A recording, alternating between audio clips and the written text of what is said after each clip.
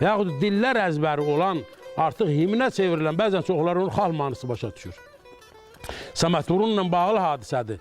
Səməd Vurun xəstə olanda gəlib, Səməd Vurun istəyir ki, sazı köhləsin, köhləyə bilmir. Deyir ki, ay Osman, o sazı köhlə mənə ver.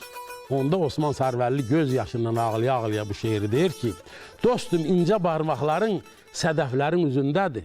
Mənim meylim bir sazında, bir də şirin sözündədir. Zaya getməz alın tərin, bir gün bitər şah əsərin. Arzuların, diləklərin hələ sənin gözündədir. Sənin ölmək vaxtında elə ey dünyanın böyük şairi. Nə yatıbsan bu yorğan döşəkdə? Arzuların, diləklərin hələ sənin gözündədir. Qarayazı meşəsində, cavan ovçu həvəsində, qulağın maral səsində, gözün ceyran izindədir. Tarixi var hər daşında, tərlanın 15 yaşında, bəzən qarlı dağ başında, bəzən muğan düzündədir.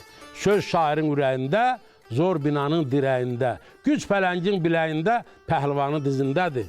Osman ələ alma əsa, yaş dolanda batma yasa, hər kim 100 il yaşamasa, günah onun özündədir. Mənim öz xoşbəxtliyim ondan ibarət olub ki, təxminən 15 il müddətində Osman Sərvəlli ilə ata, oğul, ağsaqqal, cavan, usta, şagird, müəllim, tələbə kimi bir yerdə olmuşuq. Onun şeirləri mənim varlığıma hopub.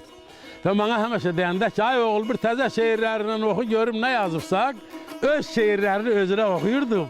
Gülə-gülə deyirdi ki, yaxşı yazıbsan, sağ ol, ay bala. Yəni, o bilirdi ki, yaxşı mənada, böyük mənada zarafat eləyirəm.